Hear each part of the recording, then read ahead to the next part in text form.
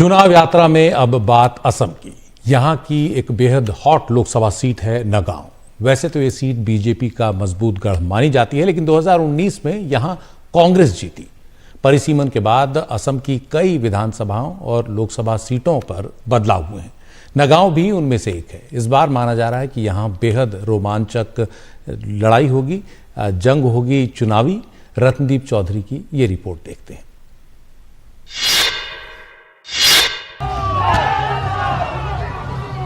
BJP का गढ़ रहा असम का नगांव फिलहाल कांग्रेस के पास है। बीजेपी ने पूरी कोशिश लगा दी कि इस बार इस सीट को वापस हासिल कर लिया जाए। 1999 से 2014 तक बीजेपी के कद्दावर नेता और पूर्व केंद्रीय मंत्री राजेन गोहेन ने यहां से जीत हासिल की। उस समय राज्य में कांग्रेस बेहद शक्तिशाली हुआ करती थी, लेकिन 2019 में गोहेन को टिकट नहीं मिला। 2019 में कांग्रेस के प्रद्युत बोरदोलई यहां से सांसद बने। वो एक बार फिर मैदान में है। 2019 की जीत को दोहराना चाहते हैं, लेकिन उनके सामने बीजेपी के साथ साथ AIUDF की चुनौती है। दो सांप्रदायिक ताकतें मैदान में हैं।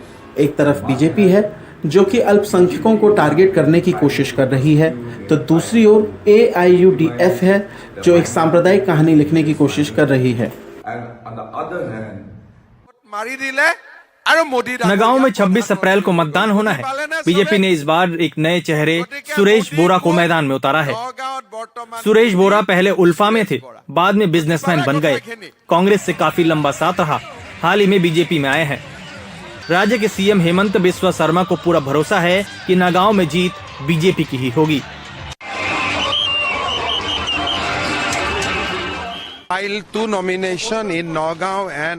पूरे असम में मोदी लहर है। असम में आप देखेंगे कि ज्यादातर मुस्लिम बीजेपी को समर्थन करते हैं। हर दिन लोग बीजेपी में शामिल हो रहे हैं। कांग्रेस के दफ्तर खाली पड़े हैं।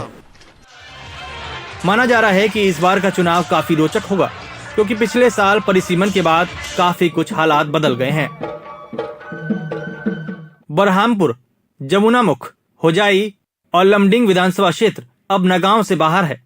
वहीं समागुड़ी, रुपोहीहाट और डींग अब नगांव में हैं। इसके अलावा नगांव और बटाद्रवा विधानसभा क्षेत्र अब मिला दिए गए हैं। असम के लोकसभा और विधानसभा क्षेत्र में जो डिलिमिटेशन हुआ था, उसका असर नौगांव में दिखता है। यहाँ पे नया समीकरण बनता दिख रहा है। जबकि 2019 में जो लोकसभा चुनाव हुए थे, तब हिंदू और मुस्लिम वोटर की जो प्रतिशत थी वो 60 और 40% थी। मगर अब जानकारों का ये मानना है कि डिलिमिटेशन के बाद हिंदू और मुस्लिम वोटर के बीच ज़्यादा फासला नहीं रह गया है। वहीं बदरुद्दीन अजमल की AIUDF ने अमीनुल इस्लाम को टिकट दिया है। अमीनुल काफी फायर ब्रांड नेता माने जाते हैं। माना जा रहा है कि इससे कांग्रेस के मुस्लिम वोट बैंक में सेंध लग सकती है।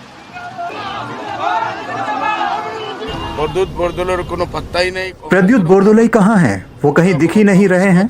खुद कांग्रेस ही कहीं नहीं दिख रही है। इसलिए हम मैदान में हैं और हम जीतेंगे।